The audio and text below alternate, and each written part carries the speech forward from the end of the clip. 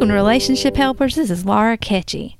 Today's topic is how to avoid being the victim. Have you ever felt like you've been in a situation where there's no good way out? A lose-lose situation? You may be dealing with one right now. Trekkies, you know, those people that are known as Star Trek fans, should be familiar with the Kobayashi Maru.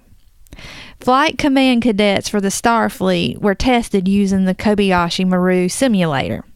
The cadets were placed in a simulated situation where the civilian ship, the Kobayashi Maru, is stranded in Klingon, which is enemy territory. Flying into that territory to save the ship would mean certain destruction of the cadet ship, and it would create interstellar war. Leaving the civilian ship would mean certain death for the crew of the Kobayashi Maru. If the cadet chooses to rescue the Kobayashi Maru, the simulation is designed to destroy the cadet's ship. This is a no-win situation. The purpose of the Kobayashi Maru simulator was not to measure the command skills of the cadets. Instead, it was used to test their character when faced with the challenge of seemingly insurmountable circumstances. In essence, the Kobayashi Maru was a character test. So what's your Kobayashi Maru? I know it's a bit of a silly analogy here, but what's your Kobayashi Maru? It may be that situation between you and a friend where you agree to disagree, or that point of contention between you and your spouse, or your involvement in a floundering adult child's life. Either way you turn, you feel trapped and at a loss. So today I'm going to go over 4 tips to avoid being the victim. First tip, understand that not making a choice is a choice. This is a sticking point for a lot of people. They don't realize that by not acting, not making a choice, they're actually making a choice. Being passive in the midst of a challenge means that you're not actively seeking a solution to your problem, and it's self-destructive. Second tip, stop complaining and start doing. Complaining is wasted energy. And you know that. If you think back, think about the times you've complained in the past. Has complaining ever really gotten you anywhere? It's wasted energy, and it doesn't solve the problem at hand. All it manages to do is further cement a victim mentality, and it turns off those that are around you. Use that energy you would have used to vent, and make a plan of attack for your problem. So channel that energy. If you're feeling negatively, channel it into this positive light. Make a plan of attack. If you're having trouble with creating a plan, I'd highly suggest reading the book Boundaries by Dr. Henry Cloud and Dr. John Townsend. It's a wealth of information and is very helpful in helping you establish boundaries and create plans.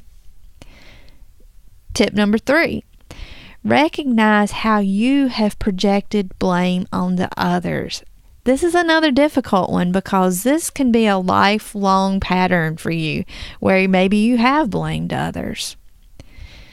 While complaining is a fruitless effort, an even more damaging rut to be stuck in is blaming others instead of looking at how you've contributed to grow the issue at hand.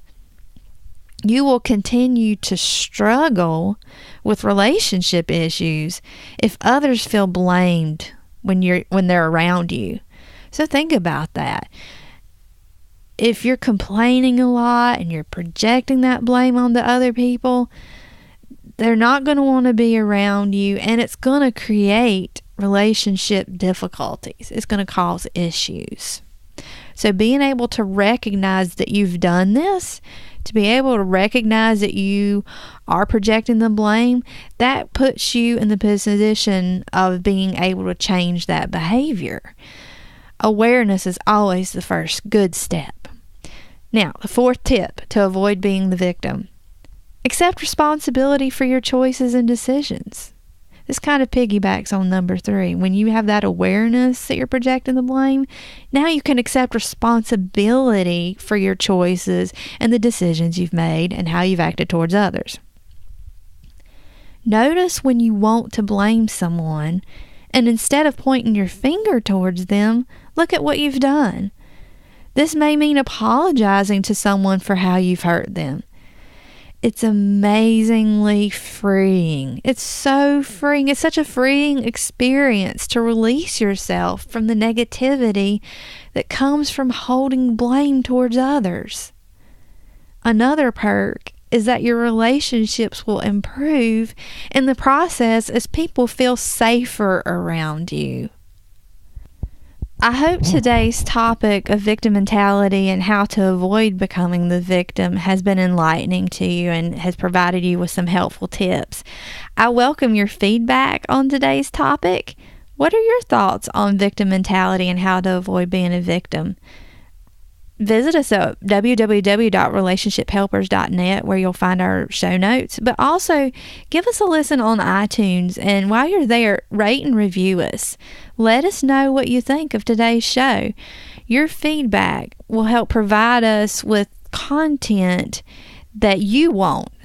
It'll let us know what kind of content you want, what you need, but it also helps to secure getting our podcast heard by more people. Thanks for listening. Note that accuracy and authority in regards to the subject matter covered today is not a replacement for professional care. Neither the host, the clinicians, or the guests are rendering clinical or other professional advice. Seek professional help if you need it.